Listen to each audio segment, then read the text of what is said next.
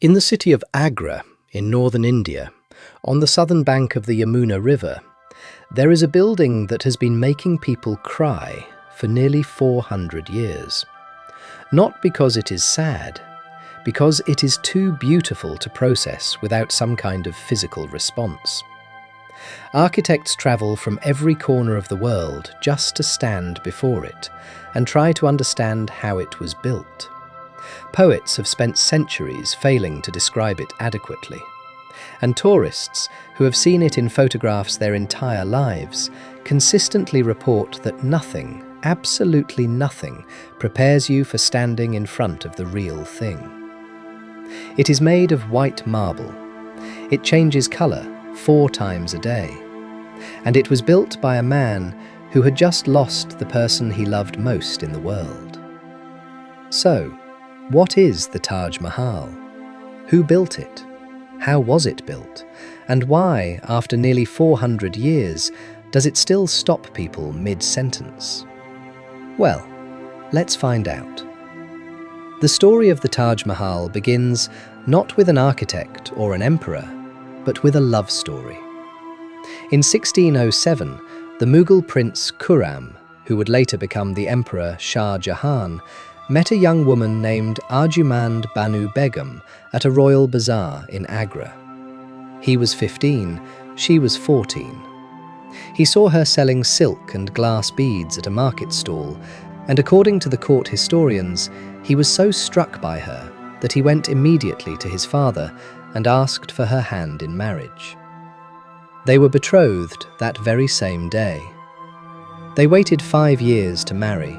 Mughal royal protocol required it. In 1612, they were wed. And in the 19 years that followed, Mumtaz Mahal, the name she was given at marriage, meaning jewel of the palace, became not just Shah Jahan's wife, but his closest companion, his most trusted advisor, and, by all accounts, the person without whom he could not imagine his life. She travelled with him on military campaigns. She accompanied him across the length and breadth of the Mughal Empire. She bore him 14 children. And in 1631, during the birth of their 14th child in a military camp in the Deccan, while Shah Jahan was conducting a campaign, Mumtaz Mahal died. She was 38 years old. Shah Jahan was right there, at her bedside. The court historians record that his hair turned white almost overnight, that he went into mourning for 2 whole years, that he stopped listening to music, that he refused to wear jewels or fine clothing, that he barely ate, and that before she died, Mumtaz made him promise 4 things: that he would not remarry, that he would be kind to their children, that he would visit her grave on the anniversary of her death, and that he would build her a tomb worthy of their love. Shah Jahan kept all 4 promises. The last one took 17 years and 20,000 workers to fulfill. Construction of the Taj Mahal began in 1632, 1 year after Mumtaz's death, and was completed in 1648. The main mausoleum itself was finished by 1643. The surrounding gardens, mosque, guest house, and grand entrance gate took another 5 years. The scale of the undertaking was staggering, even by the standards of the Mughal Empire, one of the wealthiest and most powerful empires on earth at the time. The white marble was quarried in Makrana, in Rajasthan, 250 kilometers away, and transported to Agra by a fleet of over 1,000 elephants. 28 types of precious and semi-precious stones were sourced from across Asia and beyond. Jade and crystal from China, turquoise from Tibet, lapis lazuli from Afghanistan, sapphire from Sri Lanka, carnelian from Arabia. Master craftsmen were brought from Persia, the Ottoman Empire, Central Asia, and across India. The chief architect is believed to have been Ustad Ahmad Lahori, a Persian Indian architect of extraordinary ability. The calligrapher who inscribed the Quranic verses on the arched entrances was Amanat Khan, who actually signed his name on the work. That was extraordinarily unusual for the period, and it suggests Shah Jahan considered him worthy of immense recognition. The white Makrana marble is the Taj Mahal's most extraordinary quality. It is not just white, it is translucent. Light penetrates slightly below the surface and reflects back out, giving the marble a quality that no photograph has ever fully captured. And it changes colour with the light. In the first moments of dawn, the marble appears pale pink, the specific rose-tinted light of a North Indian sunrise. By mid-morning, it is pure, brilliant white, almost painful to look at directly in the summer. In the afternoon, it takes on warm, golden tones as the sun lowers, and in the moonlight, it appears silver. On full moon nights, the Taj Mahal casts a perfect silver reflection in the long pool before it and appears to float above the ground entirely. The 4 minarets that flank the main dome are built with a deliberate, slight outward lean. This was intentional. If the minarets were to fall, due to an earthquake or structural failure, they would fall outward and away from the main tomb, rather than inward and onto it. The architect built the possibility of his own building's destruction into the original design. As a result, the Taj Mahal has survived nearly 4 centuries of floods, earthquakes, wars, and the slow assault of pollution, with its fundamental structure completely intact. The interior of the main chamber is just as extraordinary.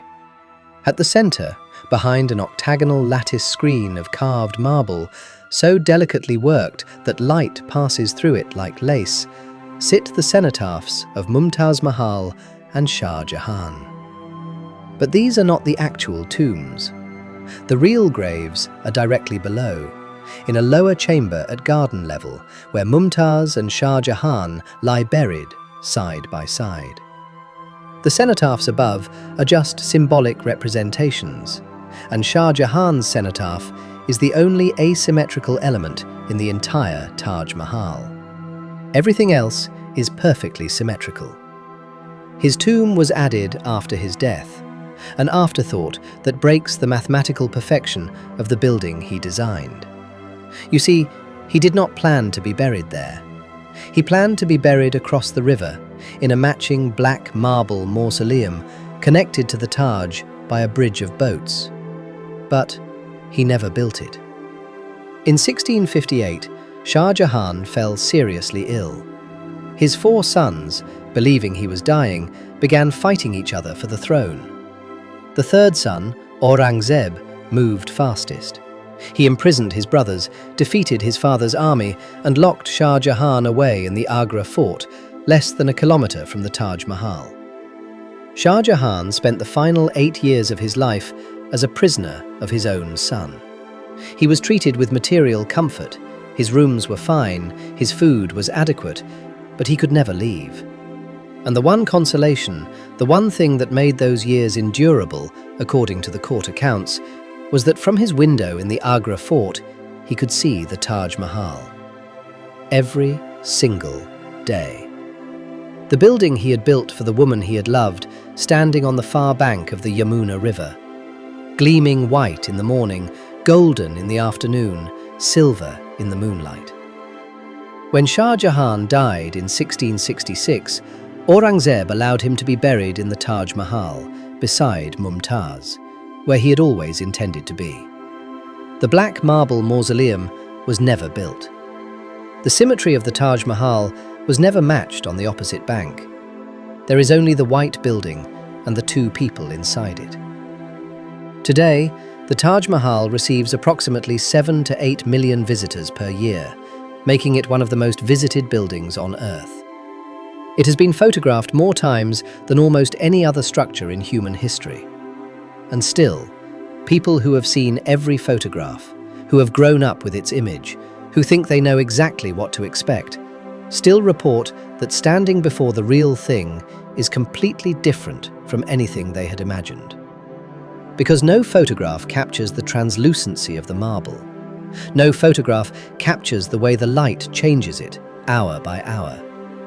No photograph captures the scale of it, combined with the absolute precision of it.